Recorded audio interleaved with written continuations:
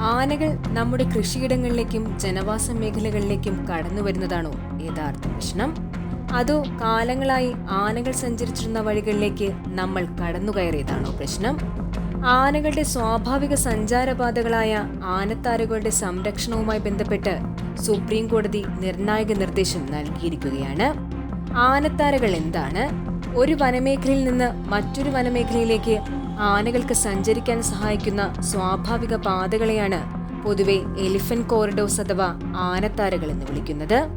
ഭക്ഷണവും വെള്ളവും തേടുന്നതിനും വിവിധ ആവാസ മേഖലകൾക്കിടയിൽ സഞ്ചരിക്കുന്നതിനും ആനകൾ ഇത്തരം പാതകൾ ഉപയോഗിക്കുന്നു.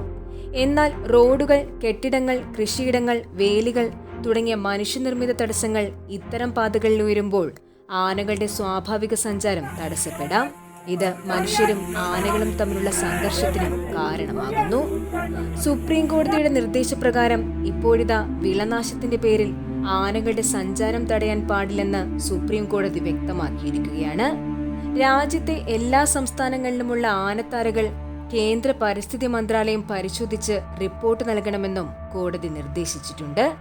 അതോടൊപ്പം ആനകളെ തുരത്തുന്നതിനായി വെടിവയ്പ് ഉൾപ്പെടെയുള്ള ബലപ്രയോഗ മാർഗങ്ങൾ ഒഴിവാക്കണമെന്നും കോടതി നിർദ്ദേശിച്ചു. വന്യജീവികളുടെ സ്വാഭാവിക സഞ്ചാരത്തിന് തടസ്സം സൃഷ്ടിക്കുന്ന നടപടികൾ സംസ്ഥാനങ്ങൾ സ്വീകരിക്കരുതെന്ന നിർദ്ദേശവും ഏറെ പ്രധാനപ്പെട്ടതാണ്. എന്തുകൊണ്ട് ആനത്താരകൾ സംരക്ഷിക്കണം? ഒരു ആനത്താര തടസ്സപ്പെടുമ്പോൾ ആനകൾക്ക് മറ്റൊരു വഴി കണ്ടെത്തേണ്ടി വരും. അങ്ങനെ അവ ജനവാസ മേഖലകളിലേക്കോ കൃഷിയിടങ്ങളിലേക്കോ എത്താനുള്ള സാധ്യത വർദ്ധിക്കാം. അവിടെ നിന്നാണ് പലപ്പോഴും മനുഷ്യ ആന സംഘർഷം ആരംഭിക്കുന്നത്. കൃഷിനാശം കർഷകർക്ക് വലിയ സാമ്പത്തിക നഷ്ടമാണ് ഉണ്ടാക്കുന്നത്.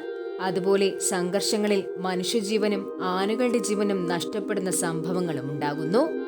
അതുകൊണ്ട് പ്രശ്നത്തിന് ശാശ്വത പരിഹാരം കണ്ടെത്തുമ്പോൾ കർഷകരുടെ സുരക്ഷയും ഉപജീവനവും ഉറപ്പാക്കുന്നതിനൊപ്പം ആനകളുടെ പരമ്പരാഗത സഞ്ചാരപാതകളും സംരക്ഷിക്കേണ്ടതുണ്ട്. ആനകളെ തുരത്തുക എന്നത് മാത്രം മനുഷ്യ ആന സംഘർഷത്തിനുള്ള പരിഹാരമല്ല. ആനകൾക്ക് സുരക്ഷിതമായി വനമേഖലകൾക്കിടയിൽ സഞ്ചരിക്കാനുള്ള വഴികൾ നിലനിർത്തുകയും മനുഷ്യവാസ മേഖലകളിലേക്ക് അവ എത്തുന്ന സാഹചര്യം പരമാവധി കുറയ്ക്കുകയും വേണം. ആനത്താരകളുടെ സംരക്ഷണം ആനകളെ മാത്രം സംരക്ഷിക്കുന്ന കാര്യമല്ല, മനുഷ്യനും വന്യജീവികളും തമ്മിലുള്ള സംഘർഷം കുറയ്ക്കാനുള്ള പ്രധാന മാർഗം കൂടിയാണ്.